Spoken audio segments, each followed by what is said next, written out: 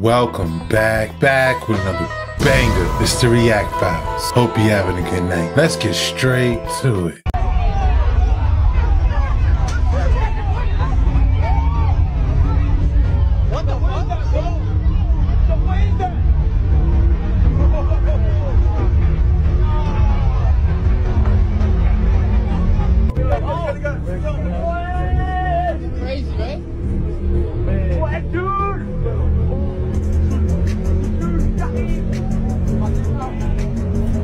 No, this is not CGI, as unearthly ships the size of a city are coming out of hiding, appearing all over the US ready to attack, and they've been monitoring us. People were terrified after a New Yorker went viral when he recorded a huge unearthly ship moving fast towards him in New York City, near a military base, shooting white beams, with many experts saying the eerie words, "They are here to kill." This gets creepier as several people from different parts of the city recorded the ship from different angles, moving erratically and zooming several miles per second, seemingly trying to look for something or someone. Other videos show the haunting size of the ship being as big as several New York City skyscrapers combined, with way more weapons than us, and our time on Earth might be coming to an end.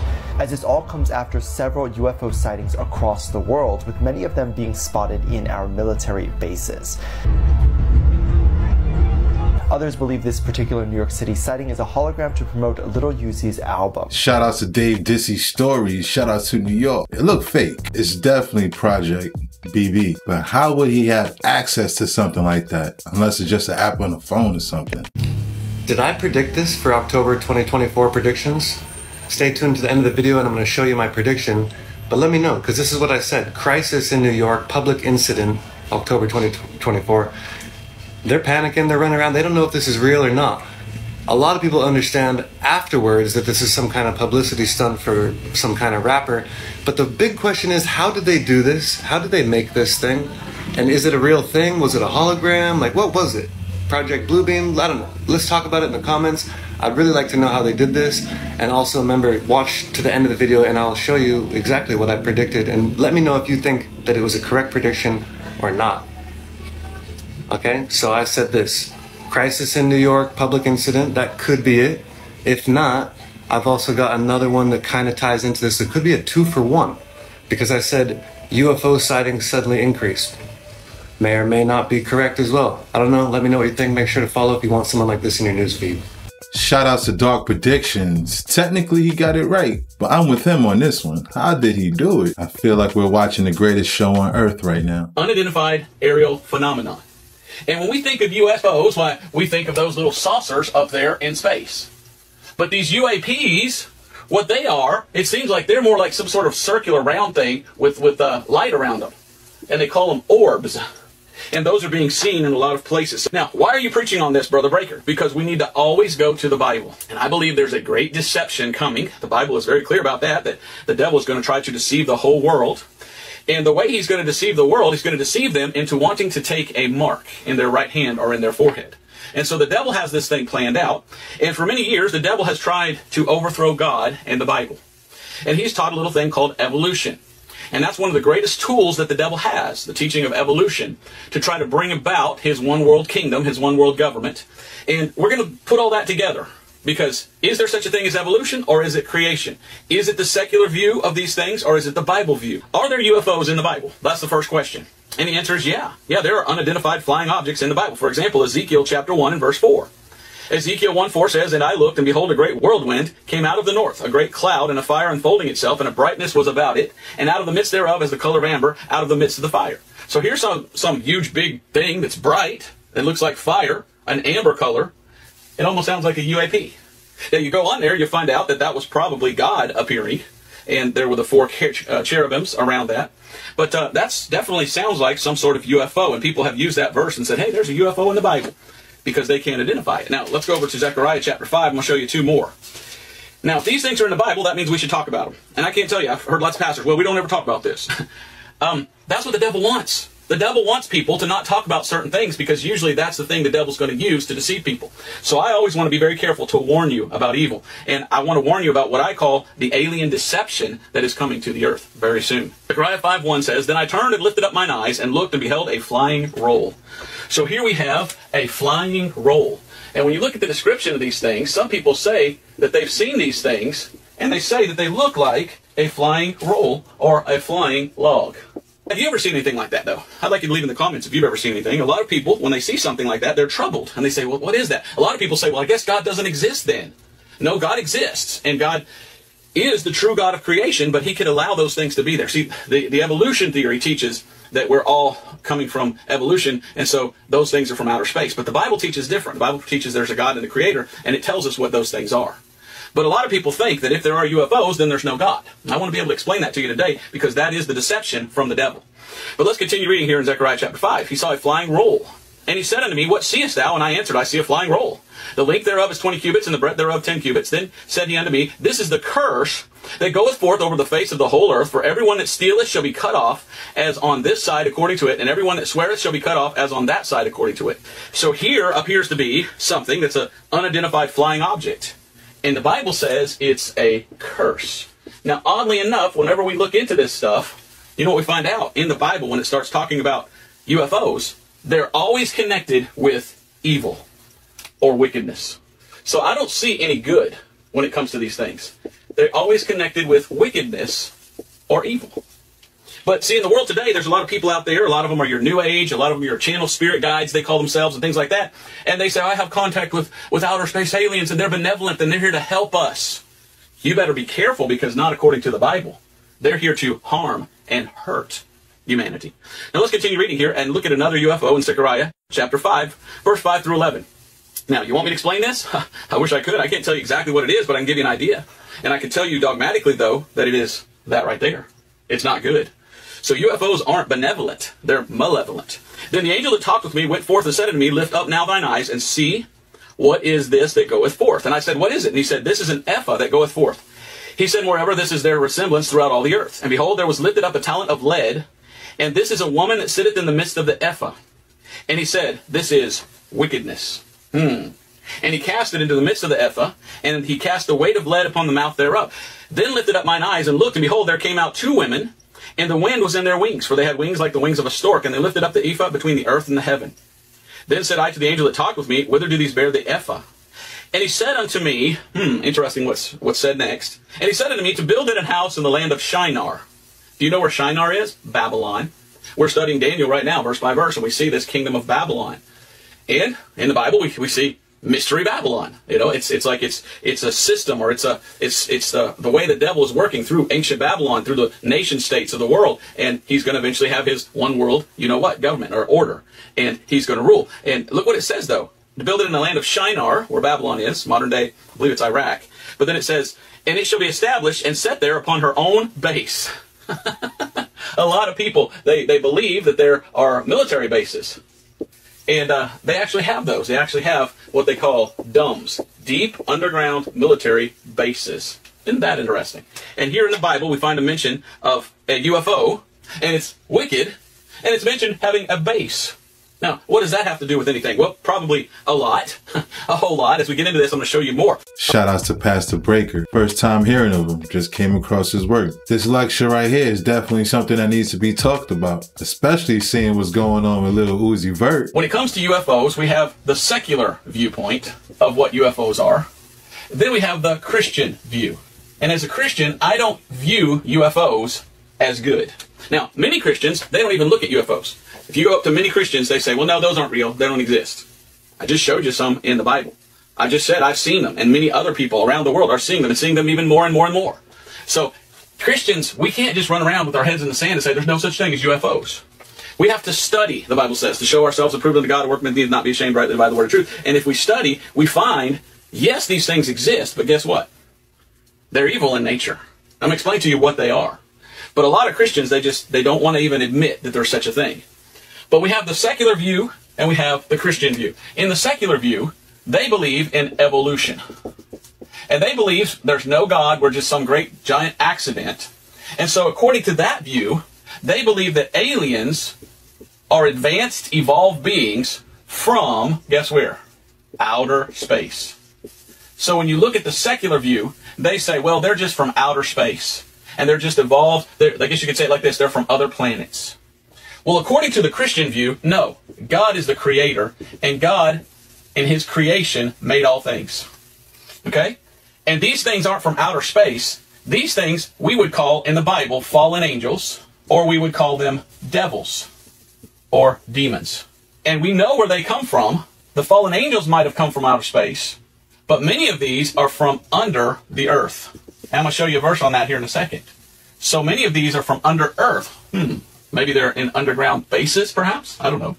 But when you look at this, you find out that God is the creator. And that's what the Christian view is. God is the creator. But these things, they want to come around and they try to talk with humans. And they try to say, we are your creator. So they come along and they say, there's no God. We created you. And that's going to be one of the greatest lies or deceptions that takes place after the rapture of the church. If you're a Bible believer, you believe in the rapture. When the rapture comes, Jesus Christ comes back for his bride, the church, all the saved people, and they leave. And as soon as they're gone, maybe before, I don't know, these things are going to show up. And when they show up, they're going to say, no, we got rid of those crazy, intolerable people that talk about God all the time. No, they wouldn't even allow anything. Why, they're just such dogmatical people that just against everything. Why, they weren't any hope for humanity. They were the ones that are just trying to tell you not to advance any further. We're your real creator. Why, we're the ones that put you here on this planet. Why, you should obey us. And who is that talking? Fallen angels and devils and demons. And I believe that that will be the deception. That when the rapture comes, these things will come up on the scene, and maybe even a little before. Could you imagine if they showed up and said, we are the true beings, there is no God? Where would Christians be? Christians would be like,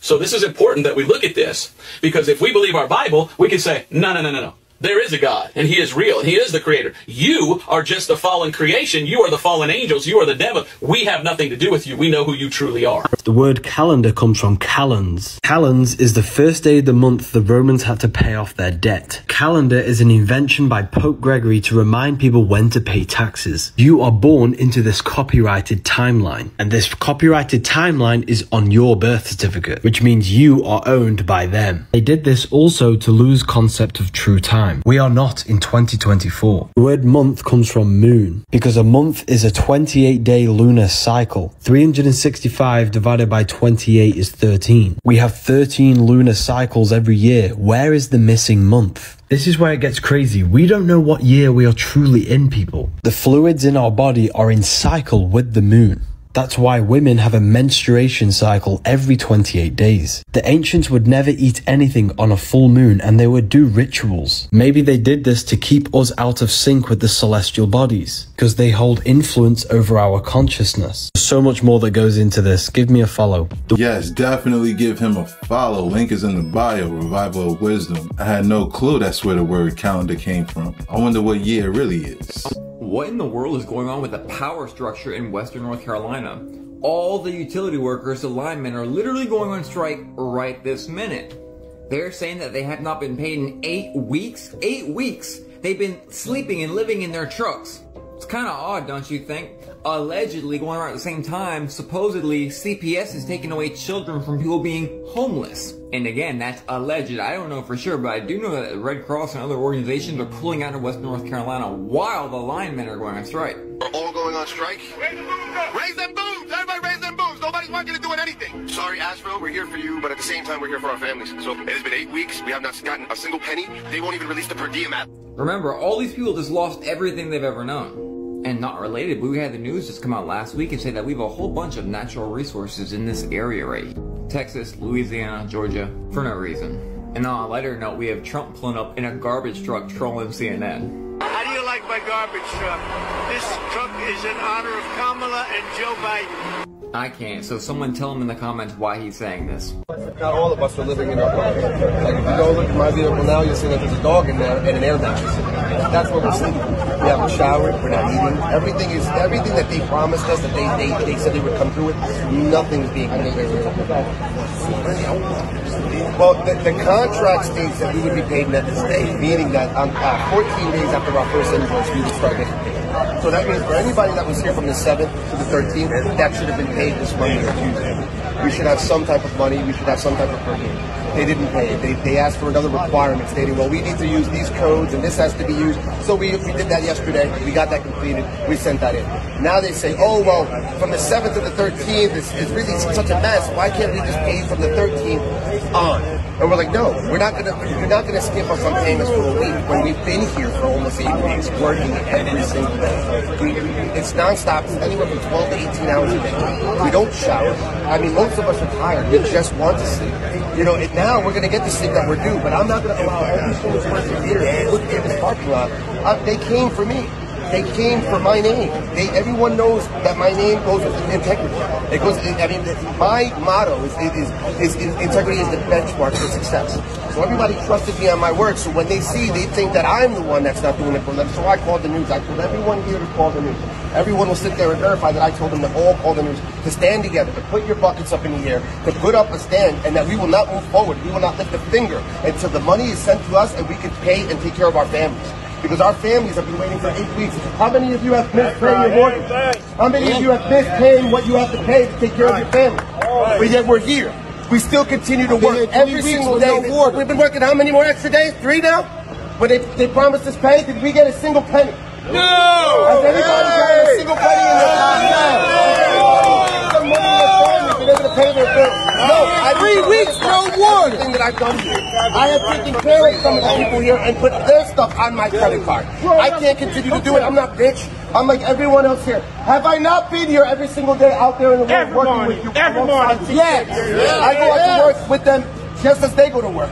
So it's not like I'm some rich guy that recruited. Although these people came on my word because I said I would bring the people and we would help Asheville.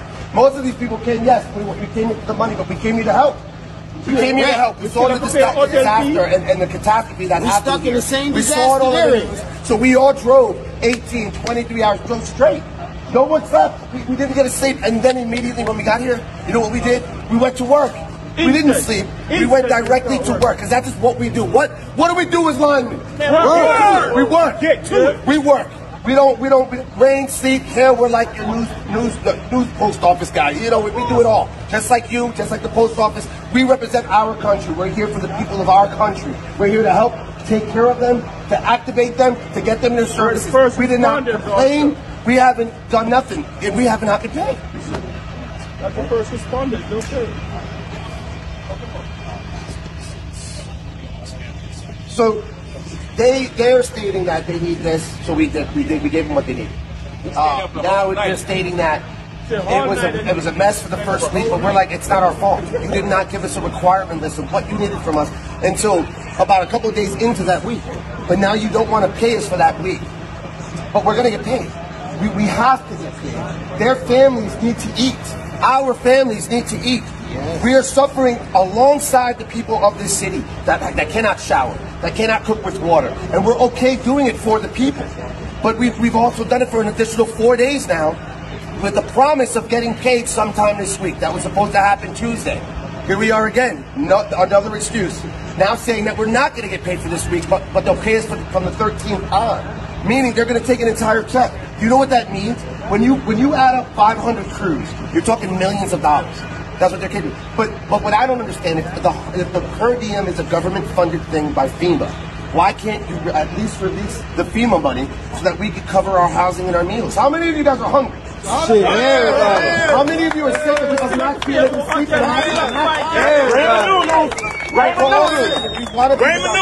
we're here. So what do? We just pick up the leave package. What happens? For those of you that have been doing Storm as long as me, what happens if we pick up and leave tomorrow?